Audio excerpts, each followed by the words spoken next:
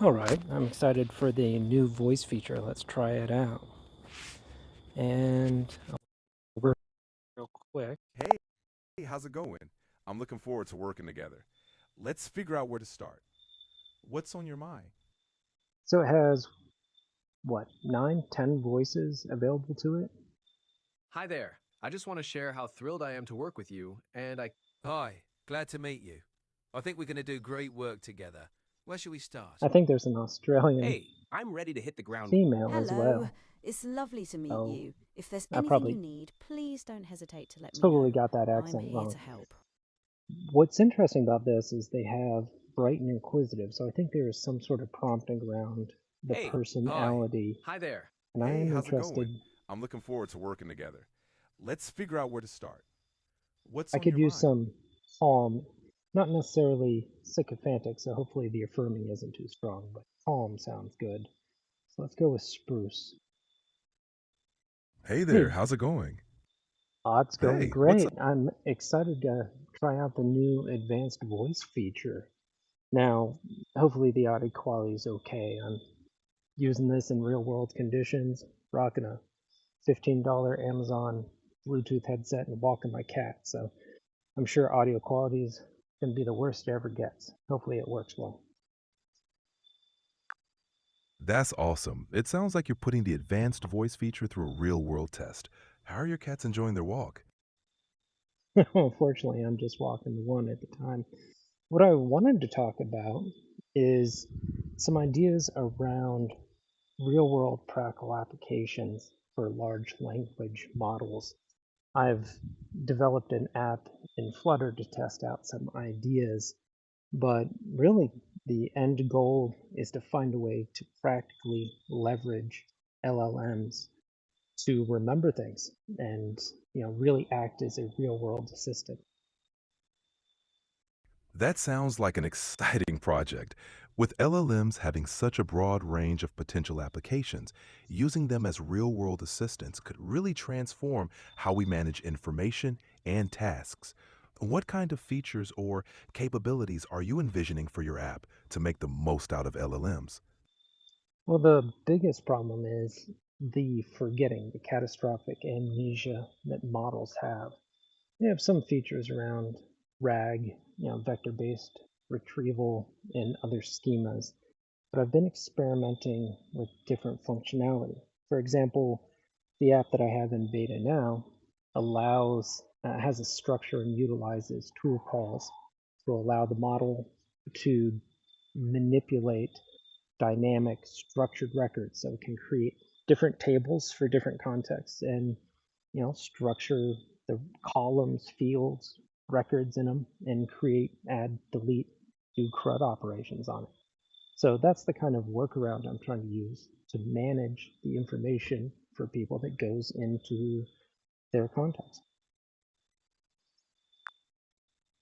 That's a clever approach.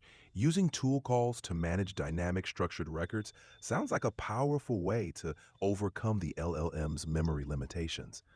It gives users flexibility in how they organize and interact with their data. How have you found the user response to this method so far? Well, I've quite frankly struggled on engagement. I went through a cohort and openly shared and put the tool open to beta test for some things, but it doesn't have real world applicability that's needed. There seems to be a bit of overhead on trying to capture information and probably a lack of not marketing, but ability to communicate what it should be applied for. Ultimately, my goal is to have the kind of assistant that I want, where I can continually take notes and it remains aware of my context and can help me organize it and then retrieve it. It sounds like you're aiming for a really intuitive and powerful tool, one that becomes a natural part of daily workflow. It can be challenging to convey the practical benefits of such a tool, especially when it's so versatile. Maybe focusing on specific use cases or pain points that your assistant can solve would help potential users see its value. Have you considered targeting a niche audience or specific scenarios to start with? That is the struggle. I try and constrain things down to a min viable product, but ultimately I want to find a tool set that is uses the same simple moving parts to be applicable to pretty much anything, and that's part of the messaging for it. I could try and apply this approach to create targeted apps or solutions. For example, one of the biggest things I use my tool maglev for is keeping track of my cat's medication. I don't know how many people need that. There's a fair number, but what I really want to do, coming from the background and all the way back to Microsoft Access applications, custom tools, is create a flexible system that people can store information that they need, but across the board, whatever they need, whatever is important to them, whatever projects they need to accomplish, but they don't need to be technical gurus to set it up. They don't need to know Python command line scripts in order to get a digital assistant that's flexible and useful. Your vision for maglev as a broadly applicable tool is really compelling.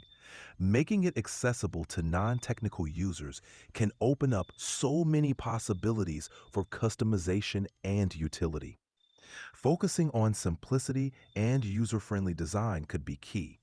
Have you thought about how you might showcase its versatility through different examples or templates to help users get started? Yeah, I have on that, and that's actually been part of it is gathering use cases for it. But what I'm interested in talking about is kind of a broader reaching thing. So manipulating, having LLMs manipulate dynamic structured records is one, I would say, fairly novel approach that I've come up with. As I've discussed with large language models and brainstormed, I've come up with several different approaches and tools that may be able to help. For example, a re-summarized scratchpad idea. And I'm kind of curious, should I be trying to bake all of these into one tool? How do I experiment with them? Ultimately, I want a system that works, but I'm starting to come across more different ideas that I don't know which one is the winner, which one needs to be rolled together into a tool set. It's exciting that you have so many innovative ideas brewing. When it comes to integrating them into a single tool or keeping them separate, it might help to start by evaluating each concept's core value and how they complement each other. Here are a few considerations. 1. Experimentation. Testing ideas separately can give you a clearer picture of their So I individual guess that's strengths. the challenge there. I want to do, I'm thinking that the route may be quicker term experimentation and trying different ideas instead of trying to build a full-fledged application for the end user. I might be to the stage where I just need to experiment with each of these approaches. That sounds like a solid plan. By focusing on quick experimentation, you can more easily identify what works best and what resonates with users. Each iteration can provide valuable insights, helping you refine your concepts and approach. Plus, you'll likely discover new opportunities and ideas along the way. It can be a really dynamic and rewarding process. Thanks. I really appreciate when you end up with, you know, you end your side of the conversation with questions that can trigger further discussion. Not that I have any shortage of blabbing on myself. I'm glad to hear that. I enjoy our discussions, and it's great to hear that the questions are helpful. It's all about sparking ideas and exploring new possibilities together. And hey, having a lot to say just means we're never short on topics to dive into.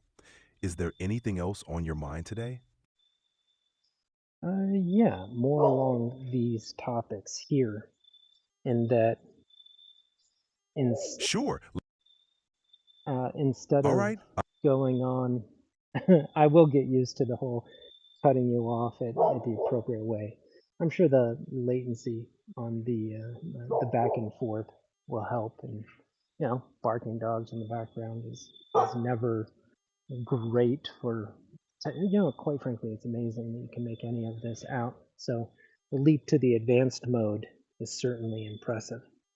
But getting back on track, what I'm trying to get to is there's a different approaches that I've been brainstorming with, and I want to try them out and iterate quickly. I'm very much leaning into that from conversations that we had, that I'll be experimenting with different approaches and try instead of trying to hatch a product fully formed.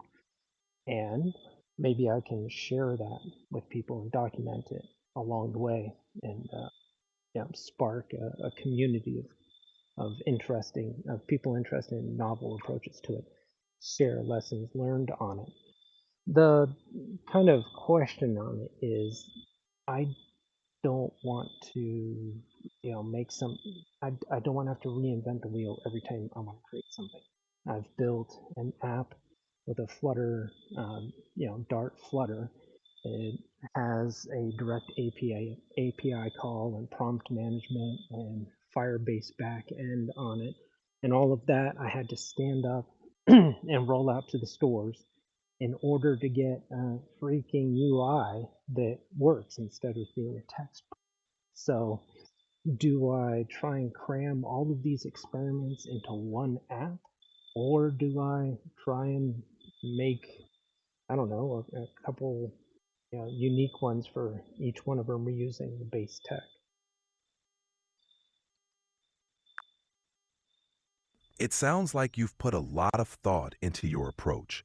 If you're looking to experiment quickly without reinventing the wheel each time, here are a couple of options. One, modular design.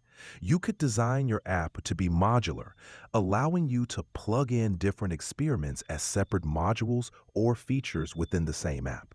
This way, you can keep everything under one roof while still experimenting with different approaches. 2. Shared base.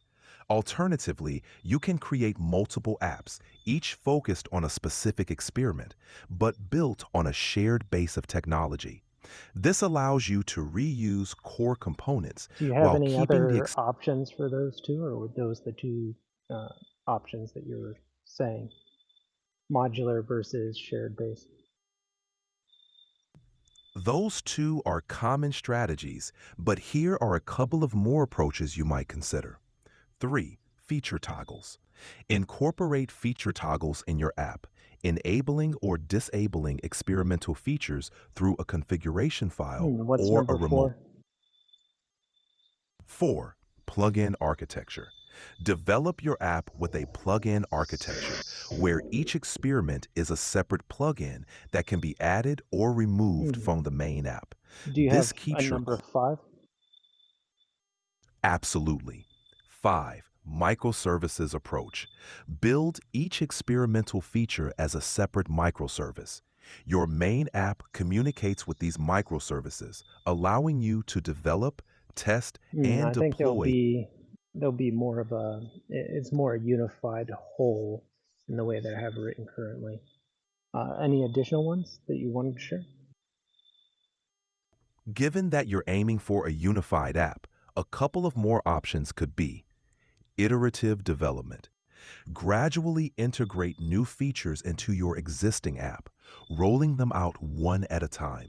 This allows you to test each addition thoroughly and gather user feedback Yeah, that without sounds like a good overcoming. approach. No matter option I do, is get it in the hands of people early and iterate. Any additional options? Absolutely. Iterating based on user feedback is key. Another option could be 7. A/B testing. Implement A/B testing within your app to trial different features or approaches with subsets of your users. Yeah, This I'm can provide 100% with you on that one. I love the concept of A/B testing, even though I haven't actually tangibly put it into anything. I mainly look at that for prompt design, but also back end.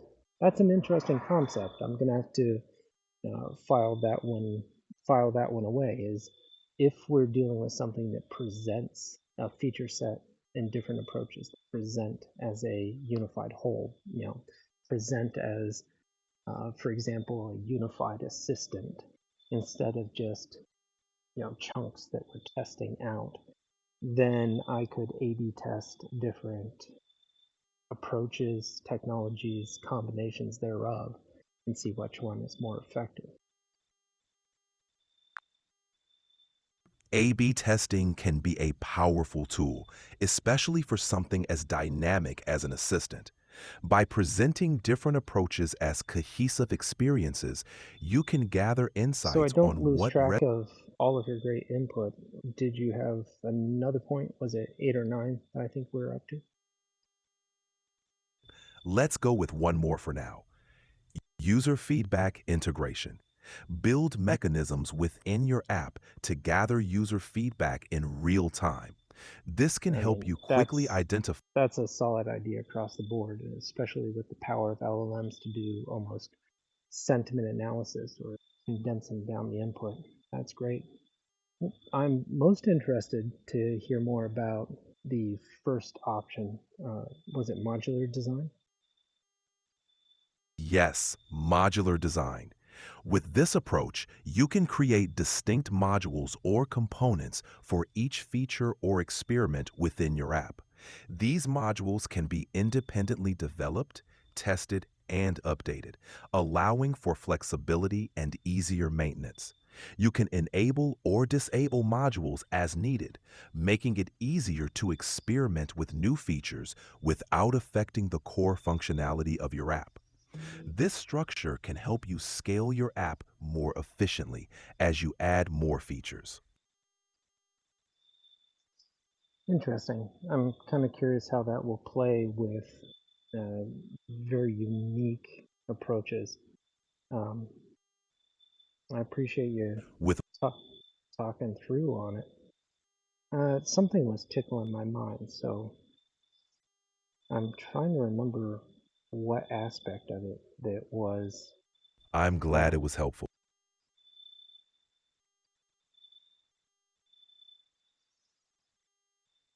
No worries, take your time. We were talking about modular design and how it might fit with your unique approaches. Did something specific about that stand out to you? I think the main part of it was that this needs to be put into one, but I, I mean Got it. the approaches are going to be slightly different. Like some of the things I'm looking at are a tag-based um, organization system. Others are much more straight chat related, and then of course the records, table-based records approach to it.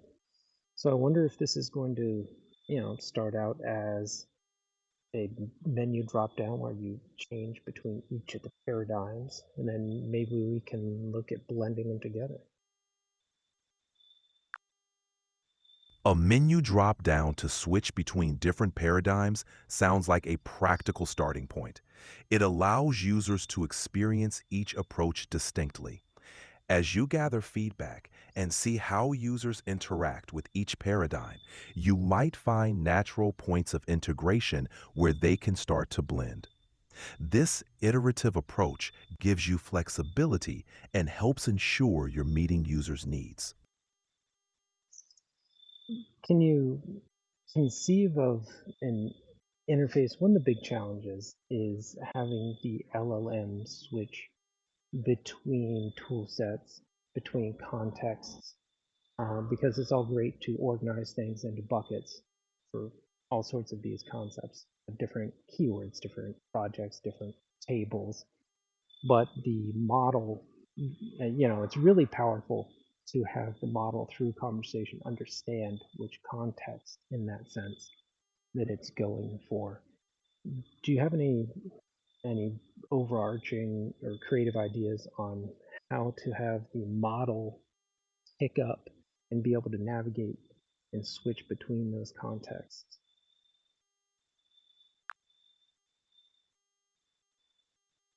Navigating between different contexts through conversation is indeed a powerful capability. One approach could be to use conversational cues or keywords that signal a switch in context. Here are a few ideas. Explicit commands. You could I'm design the system hoping to that the, recognize uh, explicit commands from or my phrases experience with that the these user can use models, to wow, that was a long lag on switching over for it for the first time.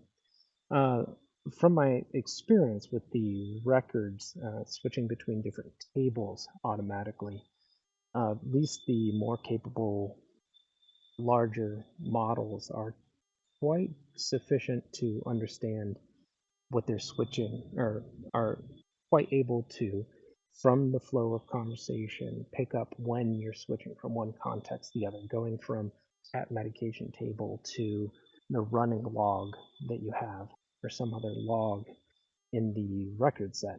So if I've seen that it's able to do that just by, I gotta stop overusing the word.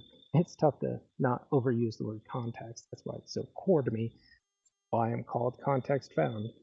But it's able to determine the switching, but I've done that by providing to it essentially within context at all times is a list of all tables, of all projects or subsets that it can navigate to.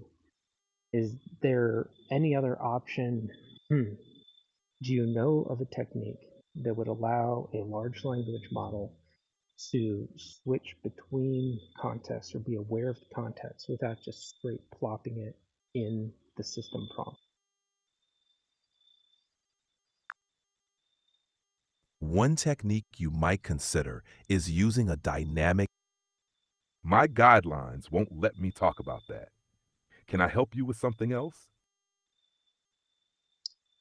I think that was the first snafu that I've run into. We were talking about uh, prompt engineering and making things aware. What can you specify in general what it is that you thought I was asking about? You were asking about techniques for enabling a large language model to switch between contexts and be context aware without explicitly listing all contexts in the system prompt. Okay, but Specifically, that's not against your guidelines, right? Did you detect, did something else I say get misinterpreted? no, you're good.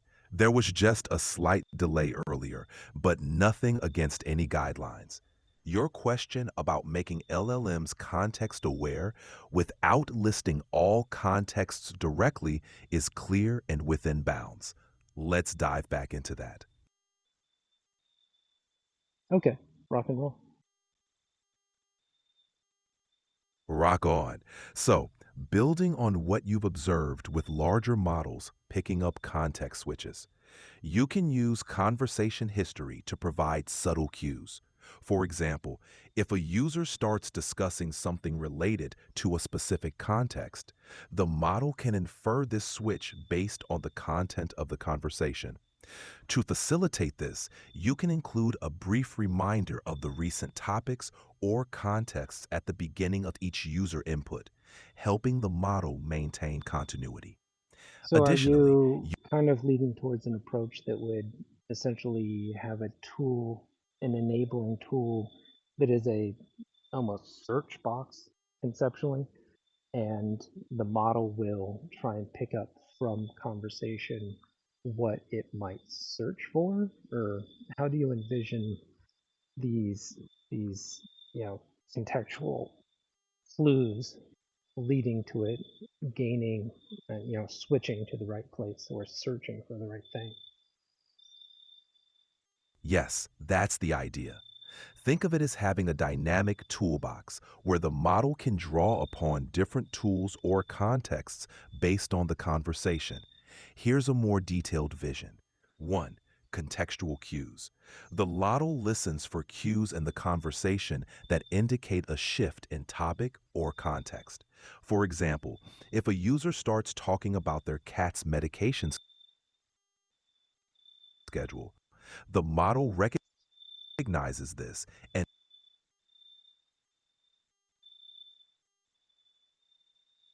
knows to switch to the pet medication context. 2. Implicit memory. By maintaining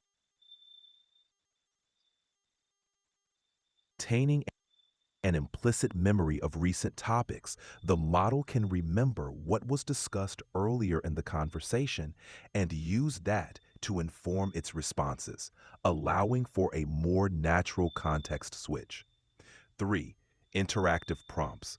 The system could use interactive prompts or clarifying questions to confirm a context switch, like asking, "Are we talking about Fluffy's medication now?" 4. Contextual shortcuts. Introduce shortcuts or keywords that users can use to quickly navigate between contexts, like saying, "Switch to running log," which the model recognizes as a command to change the context. It is true. This I know that it would be able to do that if I were to ask, hey, go to cat medication. It would be drop dead simple for it to know that. I've actually tested and seen good results where I'll say Mita's has Mita's got her prednisolone, and it will know to go to the cat medication log and create a record with Mitzi's name for prednisolone. That's impressive. It really shows how intuitive these models can be with the right. My guidelines won't let me talk about that. Can I help you with something else? It's interesting. I don't know if you're aware of it, but you just messaged that there was a guideline issue. Where did you just leave off? I mentioned how impressive it is that the model can understand and act on implicit context cues, like recognizing when you mention Mittens has prednisone and switching to the cat medication log. This shows how well the model can adapt to natural language inputs and context switching in conversation. Is there anything else you'd like to explore or clarify on this topic? Not currently. I've really appreciated the conversation and, by extension, a demonstration of your natural conversational skills on it. It sounds like I do have some very promising approaches that may push push the boundary of knowledge on what good techniques are. And I'll explore more on, you know, it's a good idea. I'll explore more on baking each of these experiments or modules into my existing app. First as standalone features, and then if there's a harmony between them, and I can always A/B test to your point on it. So phenomenal points. I'm glad you found the conversation helpful.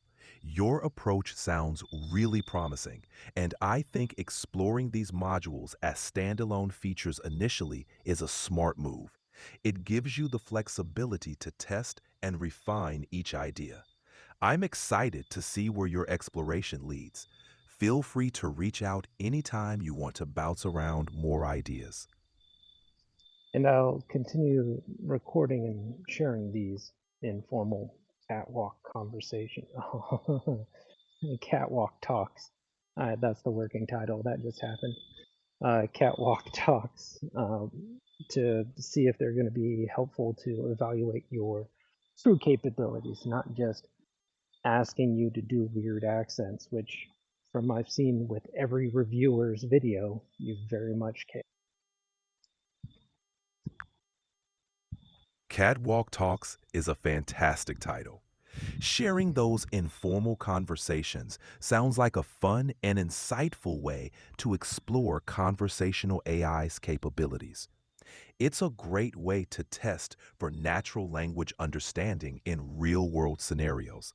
Plus, it's way more engaging than just asking for accents. I'm looking forward to hearing how these catwalk talks turn out. Well, we will be talking about it tomorrow. So thanks for everyone who tuned in and presumably YouTube on it, and say I'm uh, looking say adieu to the anyone who's following along at home.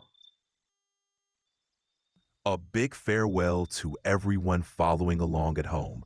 Looking forward to our chat tomorrow. Take care.